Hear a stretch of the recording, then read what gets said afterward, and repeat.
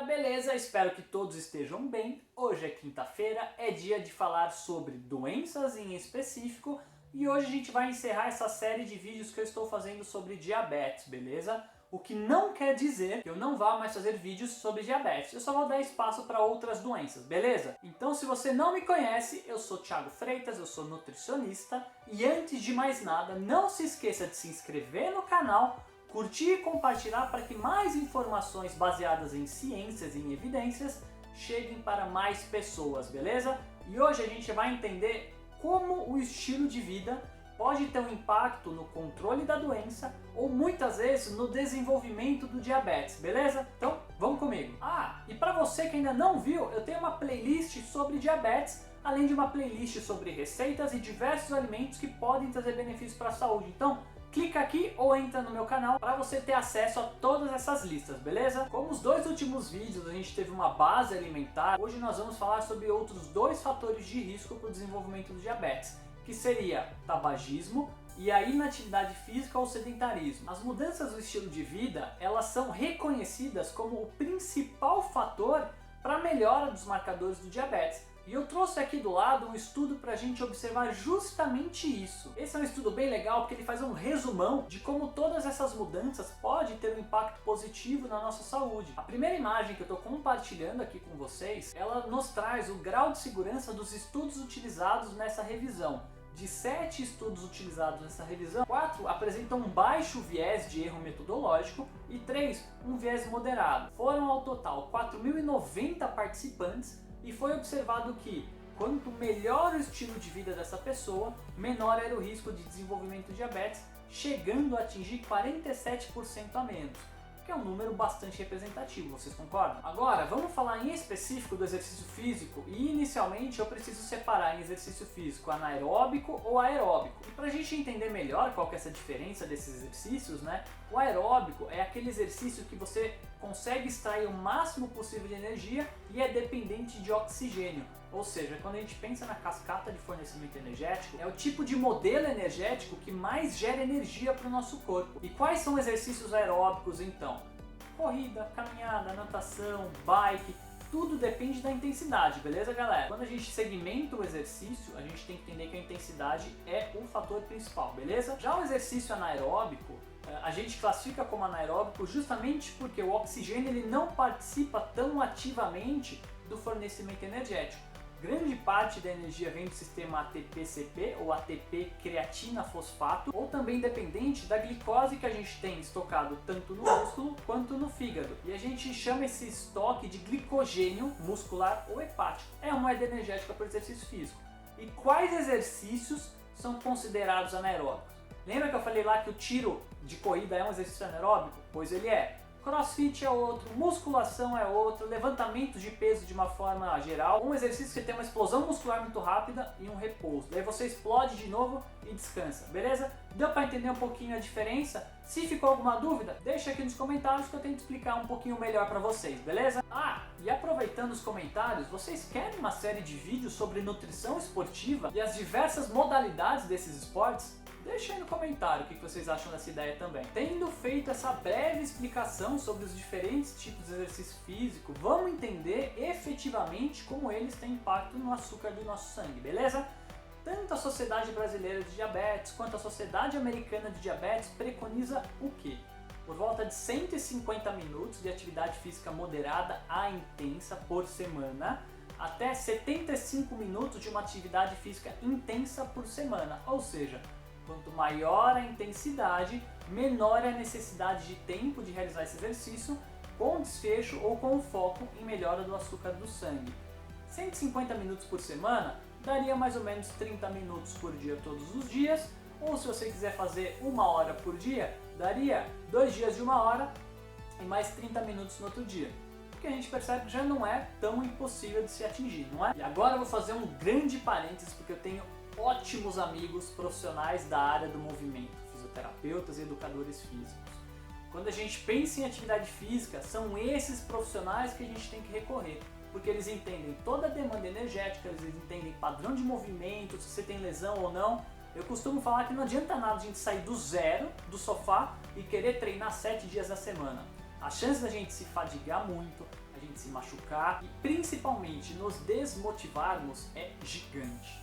Então quando for começar a fazer alguma atividade física, procure um profissional desses, troca uma ideia com eles, para ele adequar o melhor estímulo para o seu biotipo ou o melhor estímulo para o seu padrão de vida atual, beleza? O primeiro estudo que eu trouxe para vocês, ele compara exercício físico de alta intensidade com exercício físico de uma intensidade moderada. Eu queria trazer para vocês também que é um estudo brasileiro e ele foi feito na Universidade Federal de Santa Maria e mesmo sendo uma revisão pequena, eu quis trazer para vocês porque querendo ou não é um estudo nacional. E quais foram os primeiros achados observados por essa revisão? Nesse primeiro gráfico que eu trago aqui para vocês, foi observado que um exercício físico de alta intensidade ele melhora o VO2 máximo, e esse VO2 máximo ele está relacionado com capacidade cardiorrespiratória. Já esse segundo gráfico, que é o gráfico aqui do meio, ele nos dá a relação desse tipo de atividade, né, a comparação de alta intensidade com média intensidade, com a glicemia em jejum, e a gente não vê uma vantagem entre um e outro.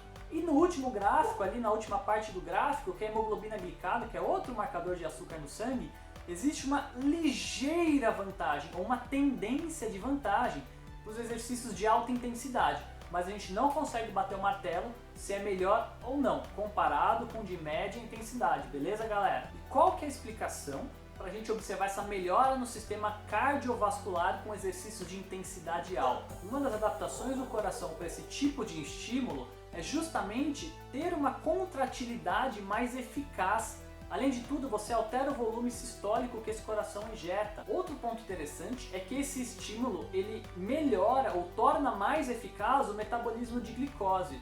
Além de tudo, ele melhora ou torna mais eficaz também as mitocôndrias dentro das células musculares.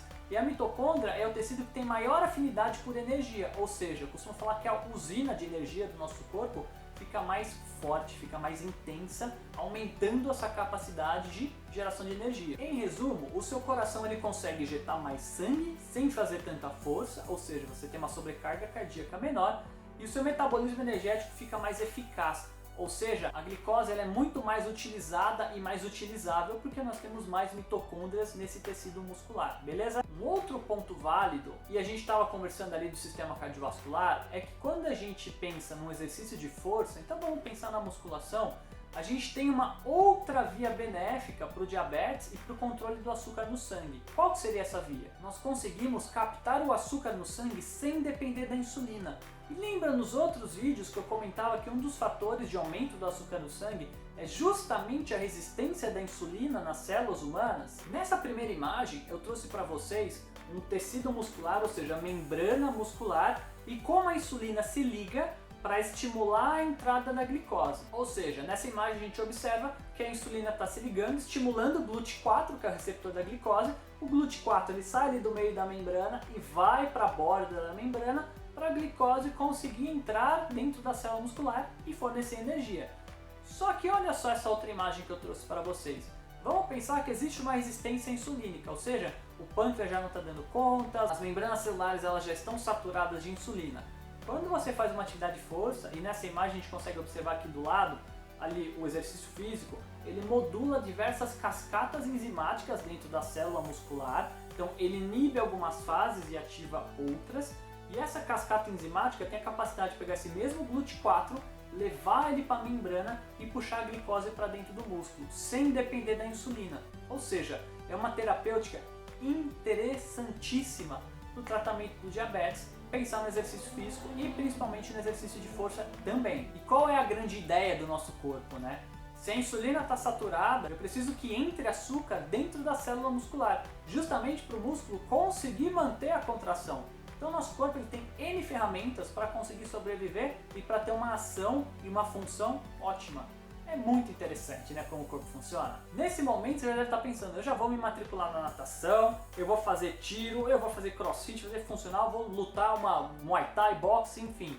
Mas olha só que interessante, eu trouxe para vocês uma outra leitura, ou seja, uma outra análise de exercício físico. E eu vou mostrar para vocês alguns dados de práticas de yoga. Primeiro ponto, eu não estou aqui falando que yoga é um exercício super leve ou super simples, beleza galera? Quem já fez yoga sabe que o negócio é puxado, que dá 30 minutos você está se tremendo inteiro, porque o estímulo muscular é totalmente diferente da musculação, Fora que existe uma força isométrica que muitas vezes a musculação não proporciona. Então, não estou menosprezando o yoga, beleza? Essa é uma outra revisão sistemática que incluiu 23 artigos e analisou 2.473 adultos, homens e mulheres, com uma faixa etária média de 53 anos, ou seja, já são adultos em meia idade, beleza? Um ponto que eu tenho que ressaltar é que nem todos os estudos falavam qual era o tipo do yoga praticado, e existem diversos, então esse é um fator que a gente tem que levar em conta.